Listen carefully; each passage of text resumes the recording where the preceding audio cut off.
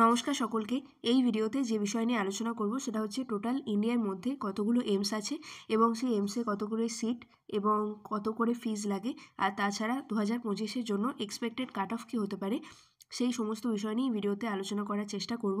তোমাদের সকলকে রিকোয়েস্ট করব এই ভিডিওটা সকলের মধ্যে শেয়ার করে দেওয়ার জন্য এবং চ্যানেলটা প্লিজ সাবস্ক্রাইব করে দিও।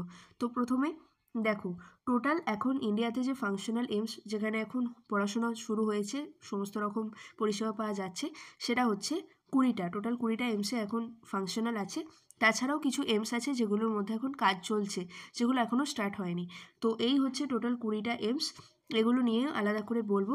তো প্রথমে দেখো, AIIMS Delhi, AIIMS Bhubaneswar, AIIMS Jodhpur, AIIMS Rishikesh, Patna, Bhopal, Raipur, Raebareli, Nagpur, Mangalagiri, Gorakhpur, Bibinagar, Bathinda, Kalyani, Deoghar, Rajkot, Guwahati, Vijaypur, Bilaspur এবং মাদুরাই। তো এই হচ্ছে টোটাল 20টা এইমস, যেগুলোর মধ্যে এখন তোমাদের পড়াশোনা স্টার্ট হয়ে গেছে। তো এগুলো সবই 2019-এ ম্যাক্সিমাম, তারপর 2020-তে, আর 2021 অবধি লাস্ট স্টার্ট হয়েছে। বাকি কিছু এইমস আছে যেগুলো এখনও কাজ চলছে।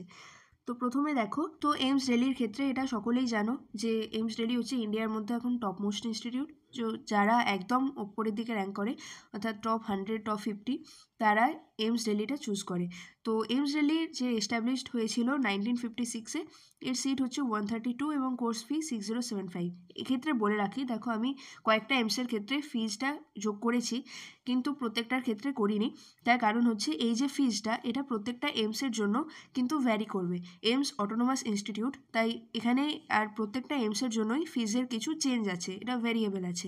তার কারণ হচ্ছে এইমস দিল্লিতে এই কোর্স ফিটা মোটামুটি 5500 থেকে 6500-র মধ্যে, টোটাল 5.5 বছরের জন্য। এটা হচ্ছে পুরো কোর্স ফি, শুধুমাত্র অ্যাকাডেমিক পারপাসের জন্য। এছাড়া তোমাদের রেজিস্ট্রেশন, যখন তোমরা অ্যাডমিশন নেবে, তার জন্য 1000 থেকে 1500 টাকা এরকম কোনো একটা ফি লাগে, এবং হোস্টেল ফি লাগে, যারা হোস্টেলে থাকবে তাদের জন্য হচ্ছে 1000 যেটা লাগে, সেটা আবার তোমাদের ওই 5.5 বছর পর রিফান্ড হয়ে যায়।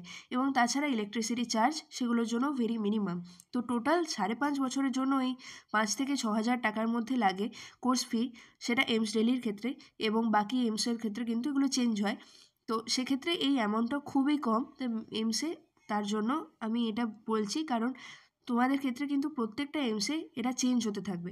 তাই আমি প্রত্যেকটা এইমসের ক্ষেত্রে আর যোগ করিনি, কারণ এই অ্যামাউন্টটা জানা খুব মুশকিল। যারা সেখানে পড়ে বা সেই ইয়ার ওয়াইজ চেঞ্জ হয়, তো এইমস ওয়াইজও চেঞ্জ হয়। তো সেক্ষেত্রে তোমরা সেখানে ভালো করে বুঝতে পারবে। তবে এইটুকু শিওর, মানে মিনিমাম চার্জের মধ্যেই এইমসে পড়াশোনা করার ব্যবস্থা আছে। তবে কিছু কিছু এইমসে একটু বেশি আছে, কিছু এইমসে কম আছে। এইমস দিল্লিতে যেমন এই কোর্স ফিটা হচ্ছে 5000 থেকে 6000-এর একটা আশেপাশে, এবং সেটা টোটাল 5.5 ইয়ার্সের জন্য। ঠিক আছে, তাই আমি প্রত্যেকটা এইমসের ক্ষেত্রে কিন্তু আলাদা করে আর বলবো না। তার কারণ কিছু এইমসের ক্ষেত্রে তোমরা দেখতে পাবে আমি যোগ করে দিয়েছি, তার কারণ এটা চেঞ্জ হচ্ছে প্রত্যেকটার জন্য, কিন্তু কোনো কনস্ট্যান্ট অ্যামাউন্ট কোনোভাবে বলা নেই। ঠিক আছে, নেক্সট হচ্ছে এইমস ভুবনেশ্বর। তাই ভুবনেশ্বরে এটা এস্টাবলিশড হয়েছিল 2012-এ, এবং টোটাল সিট হচ্ছে 125। আর ফিজ দেখো, এই ভুবনেশ্বরের কিন্তু 26,424 টাকার মতো শুধুমাত্র কোর্স ফি এটা। ঠিক আছে, এছাড়া অ্যাডমিশন ফি লাগে, হোস্টেল ফি লাগে, এই সমস্ত কিছু আরও অ্যাডিশনাল ফিজ আছে। এটা শুধুমাত্র কোর্স ফিটাই আমি এখানে দিয়েছি। তাছাড়া এটা এইমস দিল্লি থেকে এখানে একটু বেশি। তো এইমস দিল্লির পর এইমস যোধপুর, এইমস ভুবনেশ্বর, এই এইমসগুলো আগে ফিল আপ হয়। তো সেই অনুযায়ী আমি র্যাঙ্কে মোটামুটি একটা সাজানোর চেষ্টা করেছি।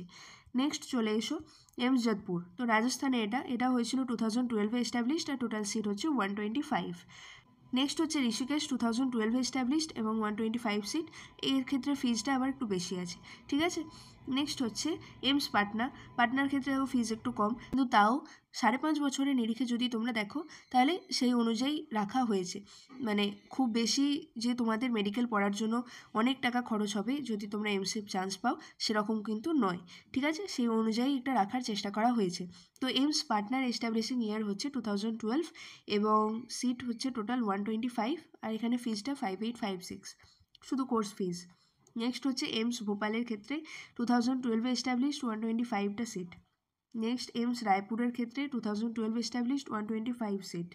নেক্সট এইমস রায়বেরেলি, 2013-এ এস্টাবলিশড, মানে স্টার্ট হয়েছিল পড়াশোনা, এবং 100টা সিট আছে টোটাল। নেক্সট হচ্ছে এইমস নাগপুর, যেটা হয়েছিল 2018-এ এস্টাবলিশড। নেক্সট হচ্ছে AIIMS Nagpur 2018 established 125 seats. Then AIIMS Mangalagiri যেটা 2019 থেকে স্টার্ট হয়েছে এবং 125টা সিট আছে। নেক্সট এমস গোরখপুর যেটা স্টার্ট হয়েছে 2014-এ এবং এখানে সিট আছে 125। নেক্সট হচ্ছে এমস বাতিন্দা পাঞ্জাবে যেটা 2019-এ স্টার্ট হয়েছে এবং টোটাল সিট এখানে আছে 100। নেক্সট চলে এসো এমস বিবিনগর যেটা হায়দ্রাবাদে আছে, হায়দ্রাবাদ অর্থাৎ তেলেঙ্গানা স্টেটের মধ্যে পড়ছে এবং সেক্ষেত্রে তোমাদের এস্টাবলিশড ইয়ার হচ্ছে 2019 আর টোটাল সিট এখানে 100। এমস কল্যাণী ওয়েস্ট বেঙ্গলে যেটা হচ্ছে 2019-এ স্টার্ট হয়েছে এবং টোটাল সিট 125টা সিট আছে। নেক্সট হচ্ছে এমস দেওঘর, এক্ষেত্রে তোমাদের 2019-এ এটাও স্টার্ট হয়েছে এবং সিট আছে 125। এমস রাজকোটের ক্ষেত্রে গুজরাটে যেটা হচ্ছে স্টার্ট হয়েছে 2020-তে এবং এখানে সিট আছে এখন 50টা। এমস গুয়াহাটির ক্ষেত্রে আসামে সেখানে হয়েছে 2020-তে স্টার্ট, সিট 50। নেক্সট তোমাদের হচ্ছে এমস বিজয়পুর, এটা হচ্ছে গুন্টুর, এক্ষেত্রে তোমাদের হচ্ছে 2020-তে স্টার্ট হয়েছে এবং টোটাল সিট হচ্ছে 62। নেক্সট হচ্ছে এমস বিলাসপুর যেক্ষেত্রে এটা স্টার্ট হয়েছে 2020-তে এবং এখানেও টোটাল সিট হচ্ছে 50। এবার দেখো এক্সপেক্টেড কাট অফ ফর 2025। দেখো প্রথমে হচ্ছে এই কাট অফ বলাটা খুব মুশকিল এখন থেকে, তার কারণ হচ্ছে এখন রেজিস্ট্রেশন এখনও চলছে নিটের জন্য, তাই কতজন স্টুডেন্ট টোটাল এই বছর এক্সাম দেবে, কটা সিট থাকবে এবং কোয়েশ্চেন পেপার কেমন হবে, ডিফিকাল্টি কেমন হবে, সমস্তটার ওপর নির্ভর করছে কাট অফ কীরকম হয়। যেটা বিষয় যে এবছর তোমরা সকলেই জানো যে 5টা করে প্রত্যেকটা সাবজেক্টের এক্সট্রা কোয়েশ্চেন ছিল সেটা কমিয়ে দেওয়া হয়েছে, তাই তোমাদের 180টাই কোয়েশ্চেন থাকবে এবং যে সময়টা 20 মিনিট এক্সট্রা দেওয়া হচ্ছিল সেটাও কিন্তু কমিয়ে দেওয়া হয়েছে, অর্থাৎ টোটাল 3 ঘন্টার মধ্যে এক্সাম কমপ্লিট করতে হবে। তো এই যে 20 মিনিট এক্সট্রা এবং যে 20টা কোয়েশ্চেন এক্সট্রা মানে 4টে সাবজেক্ট মিলিয়ে, এক্ষেত্রে তোমরা অপশন পেতে 15টার মধ্যে 10টা করার জন্য, তো এইগুলো কিন্তু কাট অফ বাড়িয়ে দেওয়ার জন্য একটা গুরুত্বপূর্ণ ভূমিকা ছিল। কিন্তু তা সত্ত্বেও তোমাদের কোয়েশ্চেন এইভাবে যে প্রতি বছর হচ্ছে যে ইজি থেকে একটা মডারেট লেভেলের কোয়েশ্চেন হয়, খুব বেশি কঠিন কোয়েশ্চেন আসে না।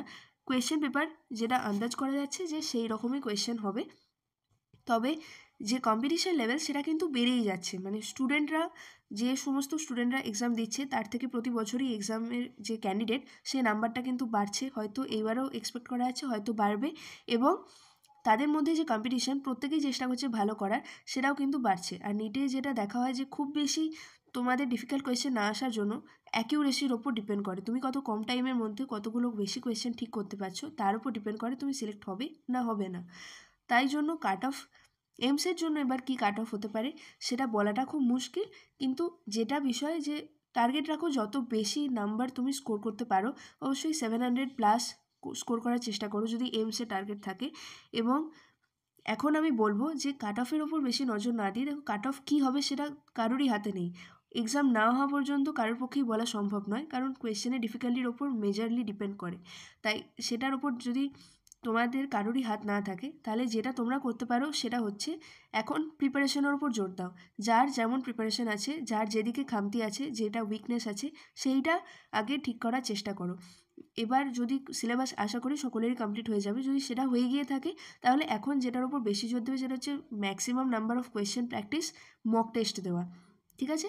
আর কোয়েশ্চেন এইভাবে প্র্যাকটিস করতে থাকো যে 30 মিনিট টাইমের মধ্যে চেষ্টা করো 30টা কোয়েশ্চেন সলভ করার, তারপর টাইমটা একই রেখে কোয়েশ্চেন নাম্বার বাড়াও, 30 মিনিটে 40টা কোয়েশ্চেন, 45টা কোয়েশ্চেন, এইভাবে প্র্যাকটিস করার চেষ্টা করো। তাহলে দেখবে তোমার কম টাইমের মধ্যে বেশি কোয়েশ্চেন অ্যাকিউরেট করার যে টেন্ডেন্সি সেটা বাড়বে এবং এইটা চালিয়ে যেতে থাকো, প্রতিদিন এই হ্যাবিটটা তৈরি করতে থাকো, তাহলে দেখবে এক্সামে গিয়ে তোমরা খুব ভালো পারফর্ম করে আসতে পারছো। এবং এক্সামে যদি তোমার পারফরমেন্স ঠিক থাকে, তুমি যদি মক টেস্টে স্কোর ঠিক রাখতে পারো এবং মক টেস্ট ভালো করে দিয়ে সেই মক টেস্ট রিভিউ করো, কোন কোয়েশ্চেনগুলো ভুল হচ্ছে কোনগুলো ঠিক হচ্ছে এবং তার উপর যেগুলো উইক আছে তোমার যে জায়গাগুলো সেগুলো রিভিশন দিতে থাকো, তাহলে তুমি নিজেকে ইমপ্রুভ করতে পারবে এবং তোমার নিটের এক্সাম আসল দিনে তুমি ভালো করে দিয়ে আসতে পারবে। তো তার উপরই নির্ভর করছে তোমাদের কাট অফ কীরকম হবে বা তোমার র্যাঙ্ক কী হবে এবং তুমি সিলেক্টেড হবে না হবে না। তাই কাট অফের ওপর বেশি না ভেবে এখন চেষ্টা করো তুমি কতটা নাম্বার বেশি স্কোর করতে পারো এবং কোথায় তোমার ভুল হচ্ছে সেইগুলোর ওপর জোর দেওয়া। আশা করি বুঝতে পারলে। এবং টোটাল এমসের কত কাট অফ থাকে সেটা তোমরা তো জানোই যে অনেক বেশি থাকে এবং প্রত্যেকটা এইমস এই টোটাল ইন্ডিয়ার মধ্যে টোটাল 20টা এইমসে কটা করে সিট থাকে এবং কোন কোন ইয়ারে সেটা এস্টাবলিশ হয়েছে, আর ফিজের ব্যাপারটা তো আমি বলেই দিলাম, সেগুলো নিয়ে আমি বলার চেষ্টা করলাম। এরপর বাকি যদি তোমাদের মধ্যে কোনো ডাউট থাকে তাহলে অবশ্যই কমেন্ট করো, আমি উত্তর দিয়ে দেওয়ার চেষ্টা করব সকলকে। তো এই পর্যন্ত ভিডিওটা রাখছি, সকলের মধ্যে প্লিজ শেয়ার করে দিও আর চ্যানেলটা সাবস্ক্রাইব করে দিও। ধন্যবাদ।